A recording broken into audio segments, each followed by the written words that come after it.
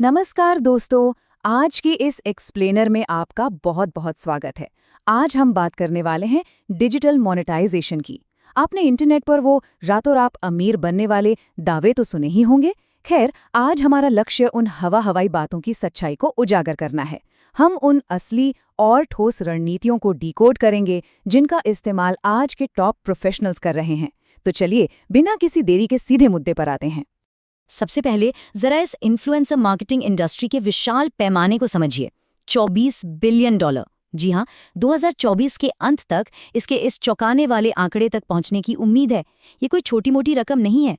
सच कहूं तो ये एक पूरी की पूरी अर्थव्यवस्था है जो सिर्फ इस बात पर टिकी है कि क्रिएटर्स और दर्शक आपस में कैसे जुड़ते हैं और प्रोडक्ट्स कैसे रेकमेंड किए जाते हैं। तो चलिए, सबसे पहले देखते हैं हमारी नई अफिलिएट वास्तविकता को। देखिए, एक समय था जब अफिलिएट मार्केटिंग को लोग बस खाली समय में पॉकेट मनी कमाने का जरिया मानते थे। लेकिन अब गेम पूरी तरह से बदल चुका है। आज की असलियत ये है कि ये एक बेहद स्ट्रक्चर्ड और परफॉर्मेंस पर आधारित B2B रेवेन्यू चैनल बन गया है। आज के मॉडर्न अफिलिएट मार्केटर्स कोई आम लोग नहीं, बल्कि रणनीतिक पेशेवर हैं। ये सिर्फ किसी आम कस्टमर को टी-शर्ट या गैजेट बेचने तक सीमित नहीं है। अब ये प्रोग्राम सीधे डेवलपर्स, एजेंसीज और तकनीकी सलाहकारों को टारगेट कर रहे हैं। ये प्रोफेशनल्स अपने क्लाइंट्स के डेली कामकाज को डिस्टर्ब किए बिना उनके रोड मैप में जरूरी टेक टूल्स को बड़ी ही सफाई से इंटीग्रेट करते हैं। यानी फोकस एक बार के क्लिक पर नहीं, बल्कि लॉन्ग टर्म इम्पैक्ट और लगातार आने वाली रेकरिंग वैल्यू पर है। अब आते हैं हमारे दूसरे पहलू पर, हाई टिकट का गणित। नो टिकट ग्राइंड और हाई टिकट स्ट्रैटेजी के बीच का ये गणित सच में आपका नजरिया बदल देगा। एक तरफ है वो थका देने वाला लो टिकट गेम। मान लीजिए आपको $1000 कमाने हैं और प्रति सेल $15 कमीशन मिल रहा है, तो आपको लगभग 6667 विजिटर्स की जरूरत पड़ेगी।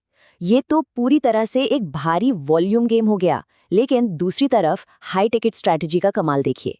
अगर प्रति सेल $500 मिलते हैं, तो वही $1000 कमाने के लिए आपको सिर्फ 200 बहुत ही टारगेटेड विजिटर्स चाहिए। मतलब हमेशा हजारों की भीड़ नहीं चाहिए होती है, बल्कि एक फोकस्ड और हाई वैल्यू स्ट्रैटेजी ज्यादा कारगर होती है। चलिए, अब आगे बढ़ते हैं और देखते हैं टॉप प्रोफेशनल प्रोग्राम्स। आखिर वह कौन से विशिष्ट प्लेटफॉर्म्स हैं जो 2026 की ओर बढ़ते हुए इस शानदार B2B ग्रोथ को चला रहे हैं। जरा इन कमाल के कमीशन स्ट्रक्चर्स पर गौर कीजिए। ई कॉमर्स की दुनिया में शॉपिफाई प्लस का ही उदाहरण ले लीजिए। एक रेफरल पर 2500 से $5000 तक का भारी अपफ्रंट पेमेंट और साथ ही 20% का रेकरिंग रेवेन्यू। वहीं कैश फ्री जैसे फिनटेक प्रोग्राम्स क्लाइंट के पूरे जीवन काल तक हर UPI ट्रांजैक्शन पर 0.25% का रेकरिंग कमीशन देते हैं। और WP इंजन ये फैसला लेने के लिए पूरे 180 दिनों की कुकी ड्यूरेशन देता है। सच में ये स्ट्रक्चर्स बहुत ही आकर्षक हैं और पूरी तरह से प्रोफेशनल इस्तेमाल के लिए बनाए गए हैं। हमारा चौथा भाग है झूठे प्रचार या हाइप से बचना। अब इन भारी मुनाफों और स्मार्ट रणनीतियों के बीच हमें उन बढ़ा चढ़ाकर बेचे जाने वाले मेक मनी ऑनलाइन सिस्टम्स का भी ईमानदारी से विश्लेषण करना चाहिए। हम सब ने इंटरनेट पर वो टिपिकल डैशबोर्ड वाली तस्वीरें देखी है ना? हरे रंग के तीर ऊपर जा रहे हैं, सोते हुए पैसे कमाने के दावे। ये मार्केटिंग का वो तरीका है जो अक्सर नए लोगों को बिना कुछ किए ऑटोमेटेड इनकम का सपना बेचने के लिए इस्तेमाल किया जाता है। देखिए, ऐसा नहीं है कि इन सिस्टम्स में सिखाई जाने वाली हर चीज कोई स्कैम है, लेकिन इन तथाकथित फास्ट प्रॉफिट सिस्टम्स की असलियत उनके विज्ञापनों से बिल्कुल अलग होती है। असली कामयाबी के लिए आपको लगातार ट्रैफिक जनरेट करना पड़ता है और इसमें आपका वास्तविक समय और सीखने की मेहनत लगती है। इसके अलावा इनमें अक्सर कई सारे एडवांस्ड अपसेल्स छिपे होते हैं जिन्हें OTOs या वन टाइम ऑफर्स कहते हैं। आसान शब्दों में कहें तो ये कोई जादू की छड़ी नहीं है जिसे बस एक बटन दबाया और पैसे बरसने लगे। अब बात करते हैं भाग 5 की, अनुपालन या कंप्लायंस का संकट।